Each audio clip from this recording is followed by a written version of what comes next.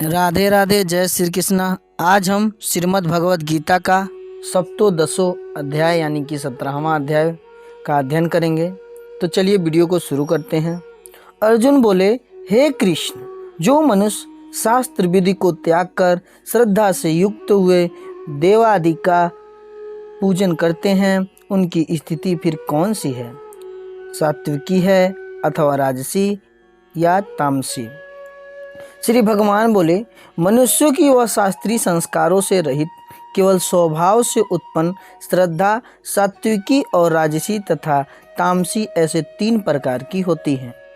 उनको तुम मुझसे सुन। हे भारत, सभी मनुष्यों की श्रद्धा उनके अंतःकरण के अनुरूप होती है। यह पुरुष श्रद्धामय है, इसलिए जो पुरुष जैसी श्रद्धा वाला है वह स्वयं भी वही है।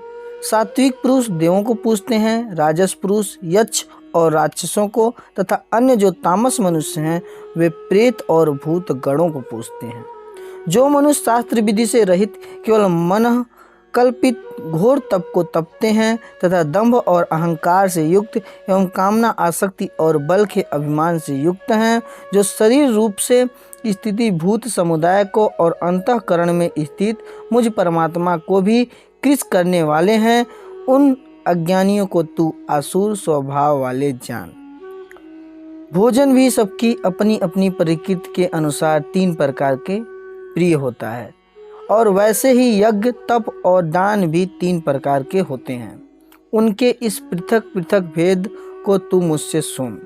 आयु वृद्धि बल आरोग्य सुख और प्रीति को बढ़ाने वाले, रस युक्त चिकने और स्थिर रहने वाले तथा स्वभाव से ही मन को प्रिय ऐसे आहार अर्थात भोजन करने के पदार्थ सात्विक पुरुष को प्रिय होते हैं। कड़वे खट्टे लवण युक्त, बहुत गर्म तीखे रूखे, दाहकारक और दुख चिंता तथा रोगों को उत्पन्न करने वाले आहार अर्थात भोजन करने के पदार्थ राजस पुरुषों को प्रिय होते हैं। जो भोजन अधपका रस रहित दुर्गंध युक्त बासी और उच्छिष्ट है तथा जो अपवित्र भी है वह भोजन तामस पुरुष को प्रिय होता है। जो शास्त्र विधि से नियत यज्ञ करना ही कर्तव्य है, इस प्रकार मन को समाधान करके फल न चाहने वाले पुरुषों द्वारा किया जाता है, वह सात्विक है। परंतु हे अर्जुन, केवल दंभाचरण के लिए अथवा फल को भी दृष्टि में रखकर जो यज्ञ करता है, उस यज्ञ को तू राजस जान। शास्त्र विधि से हीन, अन्न दान से रहित, बिना मंत्रों के, बिना दक्षिणा के और बिना श्रद्धा के किए जाने वाले यज्ञ को तामस यज्ञ कहते हैं। देवता ब्राह्मण गुरु और ज्ञानी जनों का पूजन पवित्रता सरलता ब्रह्मचर्य और अहिंसा या शरीर संबंधी तप कहा जाता है।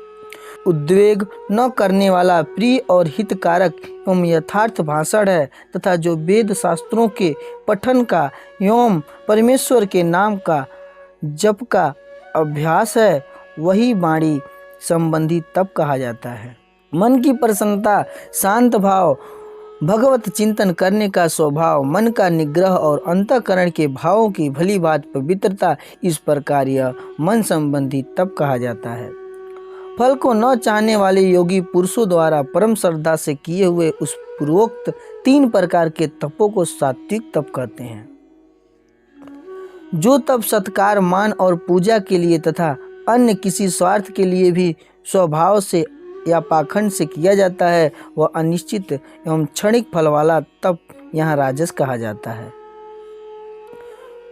जो तप मूढ़ता पूर्वक हठ से मन वाणी और शरीर की पीड़ा के सहित अथवा दूसरे का अनिष्ट करने के लिए किया जाता है, वह तप तामस तप कहा गया है। दान देना ही कर्तव्य है, ऐसे भाव से जो दान देश तथा काल और पात्र के प्राप्त होने पर उपकार न करने वालों के प्रति दिया जाता है, वह दान सात्विक कहा गया है। किंतु जो दान क्लेश पूर्वक तथा प्रत्युपकार के प्रयोजन से अथवा फल को दृष्टि में रखकर फिर दिया जाता है, वह दान राजस कहा गया है। जो दान बिना सत्कार के अथवा तिरस्कार पूर्वक अयोग्य देश काल में और कुपुत्रों के प्रति दिया जाता है, वह दान तामस कहा गया है। ओम तत्व सत ऐसे 3 प्रकार का सच्चिदानंद ब्रह्म का नाम कहा गया है। उसी से सृष्टि के आदिकाल में ब्राह्मण और वेद तथा यज्ञादि रचे गए।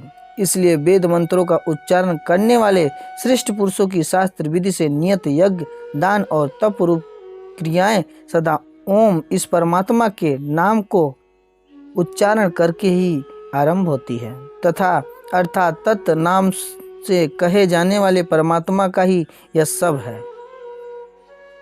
इस भाव से फल को न चाहकर नाना प्रकार की यज्ञ, तप रूप क्रियाएं तथा दान रूप क्रियाएं कल्याण की इच्छा वाले पुरुषों द्वारा की जाती हैं।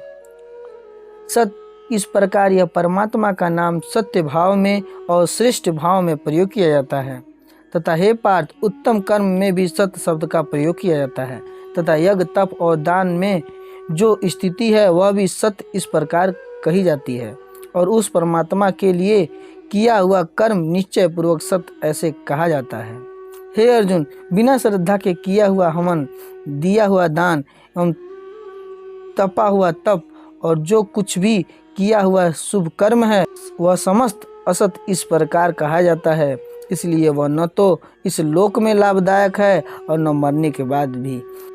इस प्रकार श्रीमद् भगवद गीता का 17वां अध्याय समाप्त होता है। मिलते हैं नेक्स्ट वीडियो में, तब तक के लिए राधे राधे, जय श्री कृष्ण।